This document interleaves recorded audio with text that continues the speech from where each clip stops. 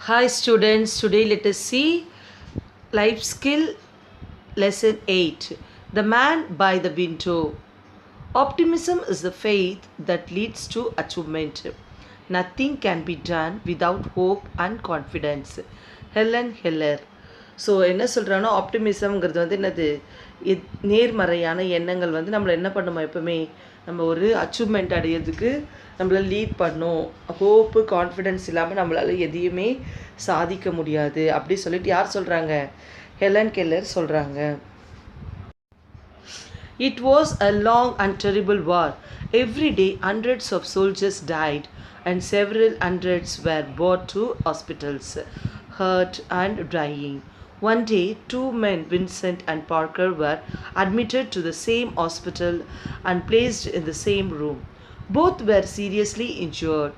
Vincent was allowed to sit up in his bed for an hour every day to drain the fluid out to his lungs. His bed was next to the only window in the room. Parker had a fractured back and had to spend all his time lying flat on his back. Slowly, they began talking with each other. They spoke of their families and homes. They talked of the war and why they had joined the military service. And of course, they exchanged their experience at the font.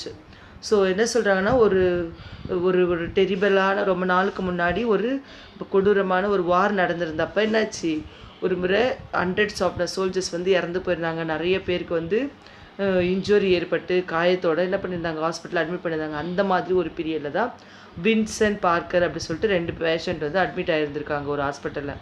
அதில் வந்து Vincent வந்து நல்லா சீரியஸாக injury ஆகியிருக்காரு. அதுவும் இல்லாமல் வின்சென்ட்க்கு வந்து என்னது லங்ஸில் ஏதோ ப்ராப்ளம். ஸோ அவர் வந்து என்ன பண்ணுவாங்க, இந்த டயாலிசிஸ் இது மாதிரி அவருக்கு ஒரு ஃப்ளூயிடு வந்து ஏற்றுவாங்க. அதுக்காக அவர் ட்ரீட்மெண்ட்டில் இருந்தார். அவர் பக்கத்தில் பார்க்கர்னு ஒருத்தர், அவருக்கு வந்து என்னாச்சு, பேக் ஃப்ராக்சர், அவருடைய முதுகு எலும்பு உடஞ்சி ஃப்ராக்சர் ஆகி அவரால் நிற்கவே முடியாமல் படுத்த படுக்கையாக இருக்கார். ஸோ இவங்க 2 பேர் பக்கத்தில் இருப்பாங்க. அதில் வின்சென்ட் வந்து என்னது, அந்த ரூமில் இருக்க விண்டோ பக்கத்தில் அவருடைய பெட் இருக்கும். அதுக்கு அடுத்து அவருடைய நெக்ஸ்ட்டு வந்து பார்க்கருடைய இதுவாக இருக்கும். கொஞ்ச நாள் ஆக ஆக அவங்க 2 பேரும் பேச ஆரம்பிச்சிட்டாங்க. எப்படி அவங்க ஃபேமிலி பற்றி, அவங்க வீடு பற்றி, அதுக்கப்புறம் நாட்டில் நடக்கிற வாரு, எப்படி நம்ம மிலிட்ரி சர்வீஸில் ஜாயின் பண்ணோம், அவங்க கோர்ஸ் பற்றி எல்லா எக்ஸ்பீரியன்ஸையும் அவங்க 2 பேரும் ஷேர் பண்ணிக்கிறாங்க. Every afternoon, Vincent was allowed to sit up. He would pause the time by describing all the things he could see outside the hospital window to his roommate. He could give such vivid descriptions that the man on the other bed began to spend the rest of his days looking forward to those 1 hour periods.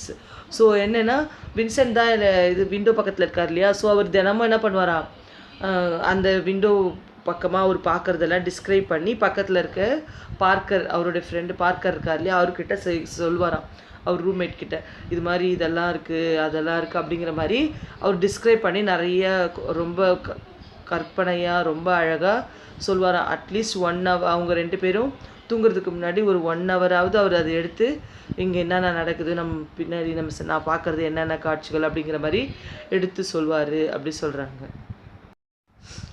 When his world was enlarged and enlivened by all the activity and color of the outside world, Vincent had said that the window overlooked a park with a lovely lake. Ducks and swans played in the water, while children slides their model boats. People walked along the path that were lined with bright and beautiful flowers.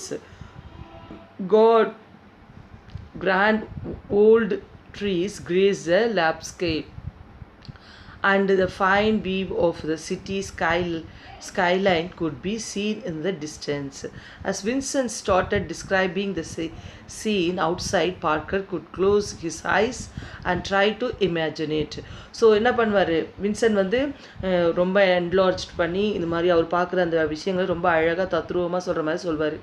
நான் வந்து இந்த விண்டோவில் என்ன பார்க்குறேன்னா ஒரு அழகான ஒரு லேக் ஏரியை பார்க்குறேன். அதில் வந்து அழகாக டக்ஸு ஃப்ளவர்ஸ்லாம் இருக்குது. பசங்களாம் அதில் வந்து என்ன பண்ணுறாங்க அந்த ஆற்றுல போட் விட்டு விளையாடுறாங்க. அது மட்டும் இல்லாமல் அது அந்த பாதை வழியாக இருக்குது என்ன அது மக்கள் நடந்து போகிற பாதை வழியில் அந்த ஓரத்துலலாம் நிறைய ஃப்ளவர்ஸ் பியூட்டிஃபுல்லான ஃப்ளவர்ஸ் வச்சுருக்காங்க.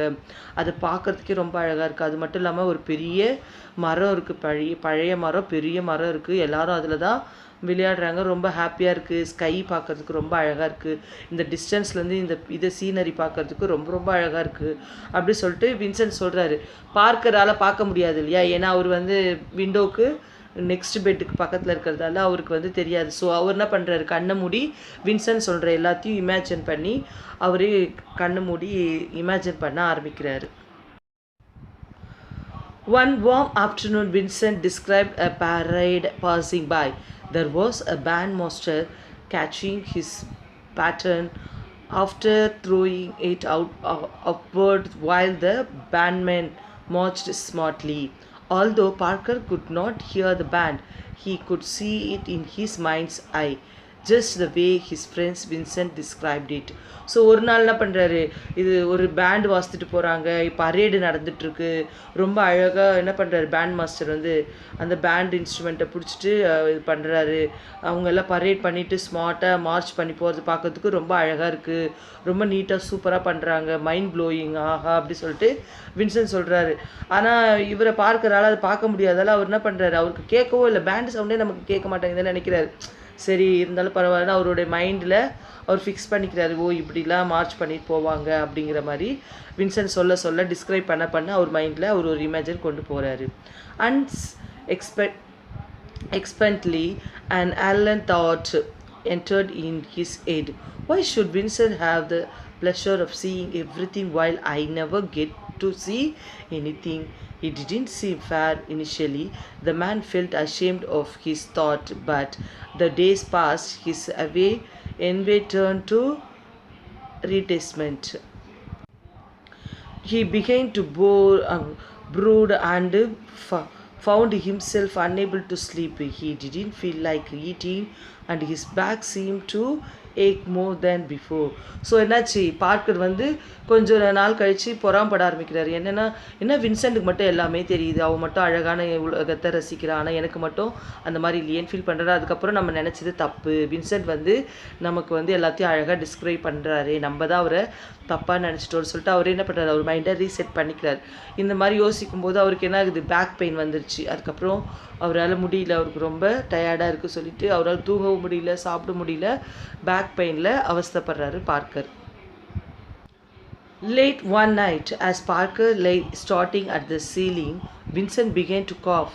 He was choking on his fluid in his lungs. Parker watched as the struggling man groped for the button to call the nurse. The doctors and nurses rushed in and did their best, but the man could not be saved.